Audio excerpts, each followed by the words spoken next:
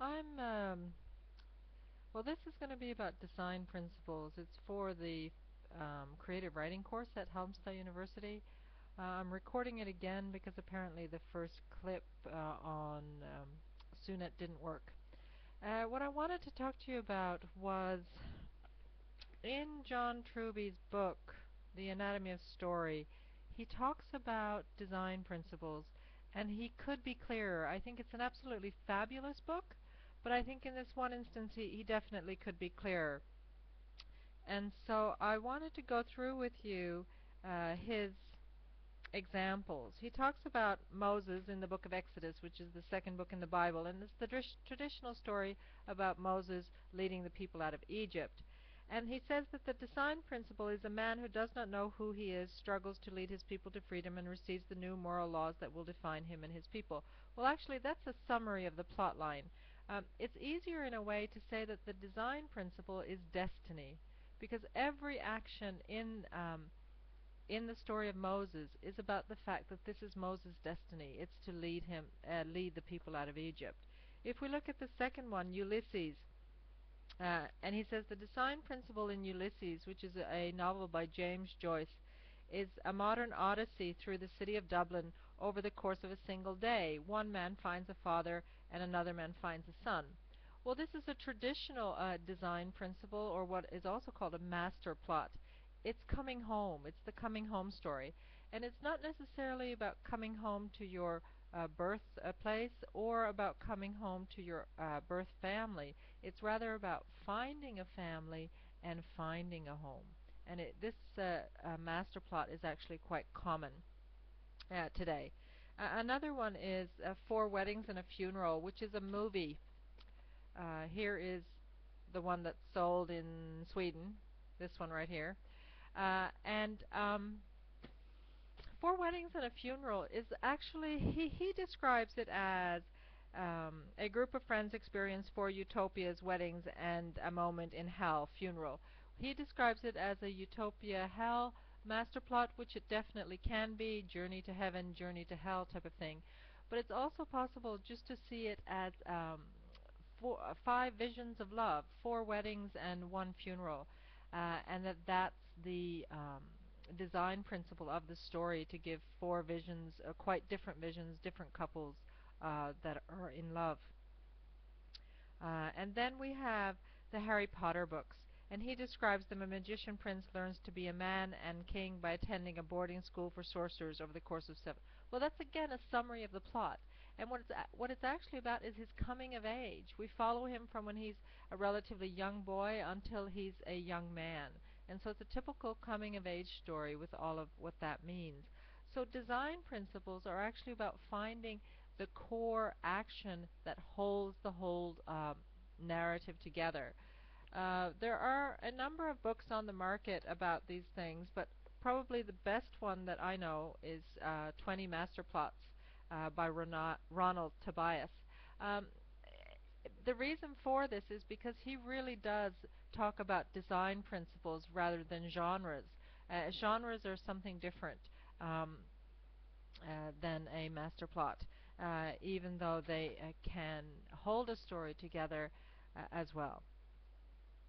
Uh, Another one that he has here, I'll do two more because I don't think I have a lot of time. There's a limit on these. Um, I actually might have more time than I thought. Only 4 minutes have gone by. All right. I can do these, the rest then. The Sting. It is the story of a con, but it is not only a story of conning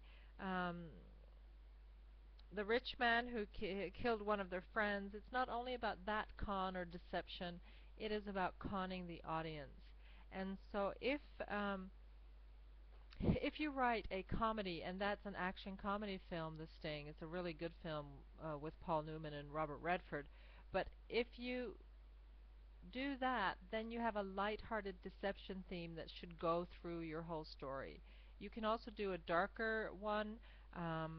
If you have Dangerous Liaisons, for example, is a dark deception theme, where it's not just one character being deceived, it's multiple characters being deceived, and then a deception of the deceiver himself, and the deceiver herself as well. So it's quite a complex plot, but quite interesting. You have Meet Me in St. Louis. He describes the design principle as the growth of a family over the course of a year is shown. No, yes, is shown in the events of the four seasons. Seasons of change novels or narratives are quite common. It's when you show a change taking place in a person's or a family's life, and you do it by using the seasons. You don't need to use all four, but you do it by using seasons that contrast. So, winter and spring, for example, or summer and fall, or spring to fall, so that you're showing a change that is reflected in the idea behind the seasons. If we look at Copenhagen, he says, as three people tell conflicting versions of a meeting that changed the outcome of World War II. And he says that the design principle for this novel is the Heisenberg uncertainty principle. And what he's actually saying is that the design principle behind this story is a metaphor, and you can take any metaphor and use it as the design principle for a story. For example, Kate Chopin wrote a novel about women in the late 1800s and about awakening to the idea that the woman awakes to this idea that she wants more out of life than serving her husband and having children. But of course, her ideas are not timely. They're not what the norms for society expect of her. So that's what the book The Awakening is about, but it builds on the metaphor of her slowly waking up, and so that is reflected in the title and also reflected in symbolism in the book, and it forms the design principle for that story. Today, many stories that have an awakening motif are either well, a lot of them are gay or lesbian stories because it's about waking up to your sexuality and accepting your sexuality. So those stories often have an awakening metaphor at the core. You can also have stories like Citizen Kane, which tells the life of a story of a rich newspaper baron, but it does it through different perspectives, different vantage points. There is another movie out called Vantage Point. Okay. And that movie does the same thing. It talks about an assassination, but it does it through different perspectives. And that's quite common and a quite interesting way to write. Um, a modern example of a book that does that, a new one, is The Imperfectionist by Tom Rackman, which he tells the story of a newspaper, an international newspaper in Italy, and he does it through telling the stories of the different people that work at the newspaper, from the man who writes the obituaries um, up through the man who owns the magazine, or the family that owns the magazine, or the newspaper. And it's actually more like a series of not short stories, which are held together by the fact that they have intersecting characters and they have an overarching theme. That idea is not new by any means. I think most of you will recognize Will Smith's film I, Robot. I, Robot was a collection of short stories written by Isaac Asimov, a science fiction writer, and he wrote the stories over a 10-year period, and then they were given out as a collection. And when they were given out as a collection, an introduction was added, and in that introduction is set up a, a frame narrative, a narrative that holds them together, and it's the idea that all the stories are told by Dr. Calvin, who is a robo-psychologist, and she tells the stories to a journalist. It's actually a wonderful collection of short stories, but it's also quite a good film if you like action movies and science fiction. Design principles, more of them are if you have A Christmas Carol. This is the old man who's become a Scrooge, and he gets to see his life, um, both what he was like when he was younger, and basically to see his why he has changed and become who he is, but also where he's going to wind up with the attitude that he has. And so he has a change of heart. He has a rebirth.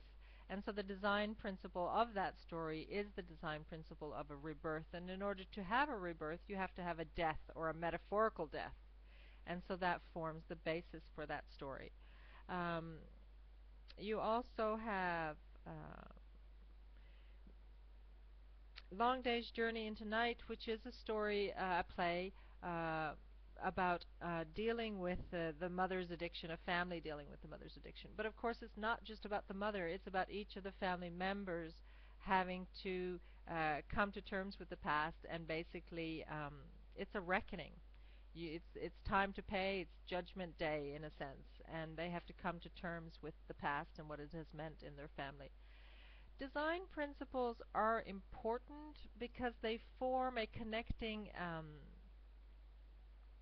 idea for your text, for your story, that readers intuitively recognize, at least subconsciously. And because they recognize them subconsciously, they're willing to go with you, and they expect certain things, but they also can understand your story. And it has it they work. They just work. Another one that we should talk about is the journey principle. This comes from Homer's The Odyssey, which is basically about a man setting out on a journey and having adventures and then basically returning home again. Today, when we do journey narratives are set up so that the character or characters have to visit different places, and the places should be quite markedly different, and in the different places the character should learn something, get one step closer to a transformation that's taking place. You have typical rags to riches story, which have an ascension design principle, a stepping up. Rags to riches, it's material success, but it could also be some other type of success, spiritual success or moral success that they have. You have the opposite. You have dissension ones, where the moral degeneration of a character or the social fall of a character. So there are several different types of design principles that you can use. I hope this has helped you somewhat in understanding this somewhat difficult concept, but once you grasp it, it will help you in writing better stories. All right.